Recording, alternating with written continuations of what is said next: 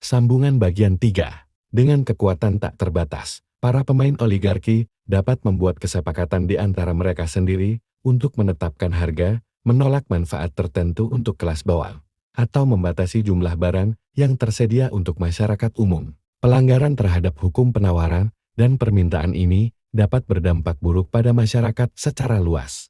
Oligarki dapat menyebabkan pergolakan sosial ketika orang menyadari bahwa mereka tidak memiliki harapan untuk bergabung dengan kelas penguasa. Mereka mungkin merasa frustrasi yang dapat mengarah pada tindak kekerasan. Dalam siklus teori Polybius, demokrasi muncul sebagai perlawanan terhadap oligarki. Teori ini hampir terbantahkan karena dalam demokrasi tumbuh oligarki. Oligarki di demokrasi Indonesia. Seperti diketahui, sistem pemerintahan di Indonesia menganut sistem demokrasi. Namun, sistem demokrasi yang dianut oleh negara Indonesia mempunyai tujuan untuk memeratakan kekuasaan serta ekonomi. Oligarki tidak pernah digunakan sebagai istilah resmi untuk bentuk pemerintahan dan hanya digunakan sebagai kritik. Itu juga sering digunakan sebagai cara untuk menunjukkan pengaruh orang kaya dan berkuasa dalam politik, beserta pemerintahan yang biasanya digunakan untuk menguntungkan diri mereka sendiri. Polybius, Jeffrey Winters yang merupakan analisis politik,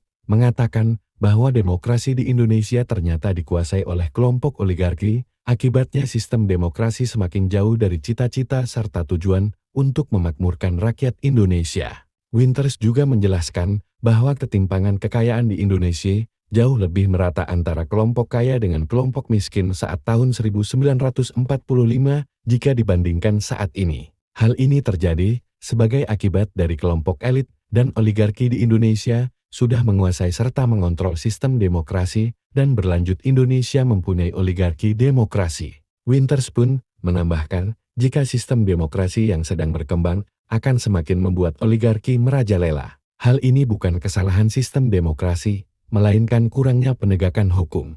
Oligarki menjadi faktor utama dalam mempengaruhi ekonomi politik di Indonesia.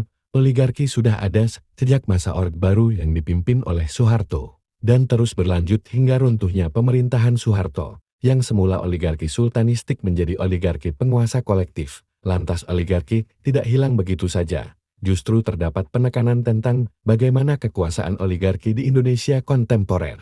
Richard Robinson serta VDR hadis di dalam bukunya yang berjudul Reorganizing Power in Indonesia, The Politics of Oligarchy in an Age of Market.